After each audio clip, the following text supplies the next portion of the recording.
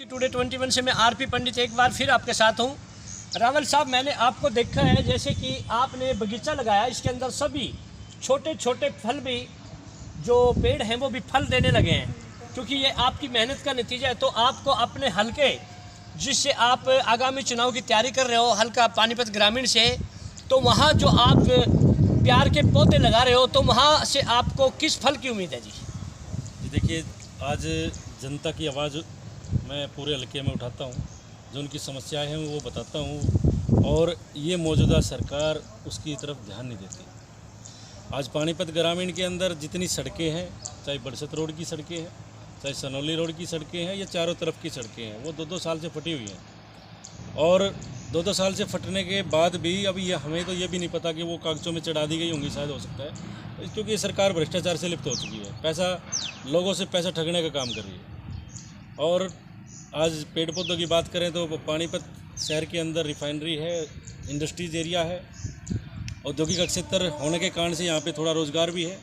अगर औद्योगिक क्षेत्र ना होता तो आज मेरे पानीपत शहर की देने स्थिति और ज़्यादा होनी। तो जब कांग्रेस की सरकार आती है तो बीजेपी वाले कहते हैं, तो कांग्रेस की सरकार और बीजेपी की सरकार में क्या अंतर महसूस करते हो आप? जी देखिए, बड़ा अच्छा आपने सवाल किया है, और इस सवाल का एक सीधा सा जवाब ये भी है कि जो आपने पहले ही बताया कि आपने एक पौधा लगाया, उसमें फल लगे। अब इस पौधे के लगाने के बाद समय लगा, और समय लगने के बाद पौधा बड़ा हुआ, इसको फल आना चालू हुआ। ऐसे ही कांग्रेस सरकार ने हमारे देश के अंदर जब यहाँ पे एक मोटरसाइकिल, कार, कंप्यूटर, ऐसी कोई टेक्निकल चीज़, और जो हमारी सुख सुविधाओं की धागा मिल, रेलवे, बसेस, ऐसी कोई कंपनी हिंदुस्तान के अंदर नहीं थी जब अंग्रेज भारत को छोड़ के गए। तो कांग्रेस सरकार ने वो पौधा लगाया, इन 60-70 साल में वो पौधा लगाया, और उसको बड़ा किया। अब उसका फल आना चालू हो गया था, और इस मौजूदा बीजेपी सरकार ने उस पौधे को ही बेचना चालू कर दिया। जैसे रेलवे बेच दी, आपको तो पूरे देश को पता है इस चीज़ का। और आपकी अच्छी बात है, आपने बिल्कुल उदाहरण के तौर पे बात कर ली। अच्छा सर, ये हुड्डा साहब को लोग किस तरह का मानते हैं, जैसे कि वर्तमान में खट्टर की सरकार है? जी देखिए, चौधरी भूपेंद्र सिंह हुड्डा जी जनता के सेवक है, और ये जो मुख्यमंत्री खट्टर साहब बने हैं अभी, ये हमारे ऊपर थोपा हुआ है। इसको तो जनता का पता ही नहीं। किसान की बात कर लो आप, कर्मचारी की बात कर लो आप, व्यापारी की बात कर लो आप, मजदूर वर्ग की बात कर लो, इसको तो ये भी नहीं पता कि कौन सी फसल में कितने पानी आते हैं। और हमारे हुड्डा साहब तो किसान के बेटे हैं, स्वतंत्रता सेनानी के बेटे हैं। उन्होंने अपने हरियाणा प्रदेश के अंदर जब खिलाड़ियों का मान सम्मान किया, आज बीजेपी सरकार में देख लो खिलाड़ियों का क्या मान सम्मान हो रहा है। हमारे पानीपत जिले का एक नीरज चोपड़ा बेटा, हमारा भाई, हमारे पूरे देश का नाम उसने रोशन किया गोल्ड मेडल लेके आने के बाद में। आज उसको भी धरना प्रदर्शन का समर्थन करना पड़ रहा है। लेकिन जब वो गोल्ड मेडल लेके आया था तो ये ही बीजेपी सरकार उसके साथ मोदी हाथ मिलाता था, फोटो खिंचवाता था।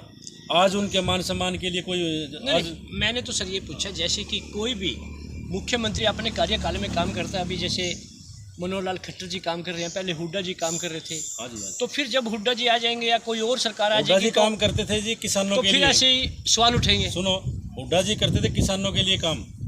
उन्होंने जीरी धान का रेट, हमारे चावल का रेट, आपको पता है, जब एक नारा भी था, एक वो मुहावरा भी बना रखा था कि हुड्डा तेरे राज में, जीरी गई जहाज में।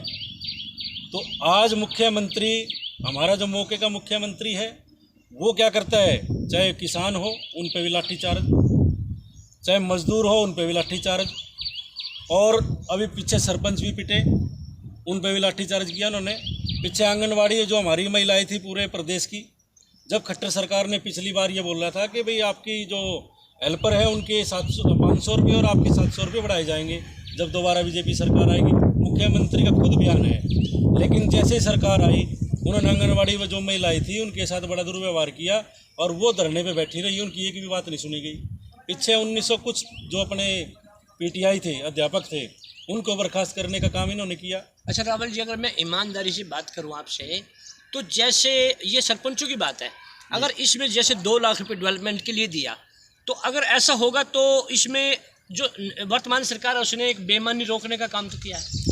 देखिए, ये सरपंच को फंसाने का काम करा है। अब सरपंच को 2 लाख रुपए में क्या काम करवा लेगा वो पूरे अपने गांव का?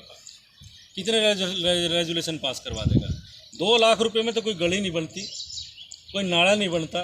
2 लाख रुपए में तो समाज की बात अगर आप करें तो कितने जो हमारे जो जितने अधिकारी हैं वो सरपंच के सिर पे बिठा दिए गए हैं कि आपको छोटा सा काम करने के लिए भी परमिशन लेनी पड़ेगी और परमिशन अपनी मर्जी से देंगे। तो देखिए, अमर सिंह रावल जी ने वर्तमान सरकार की नीतियों पर सवाल उठाते हुए यही कहा कि इस समय जिस तरह से पूरे हरियाणा में हर वर्ग सड़कों पर है, तो आने वाले समय में कांग्रेस की सरकार बनेगी। इन्होंने यही कहा कि हुड्डा साहब की सरकार में जिस तरह से किसान गरीब मजदूर खुशहाल था, आज उस तरह से दिखाई नहीं दे रहा है। और साथ ही इन्होंने अपने हलके की जो स्थिति है उसके बारे में भी चर्चा की। तो दोबारा से हम इसी तरह रावल जी से मिलते रहेंगे और किसी न किसी मुद्दे पर चर्चा करते रहेंगे। तब तक के लिए जय हिंद, जय भारत।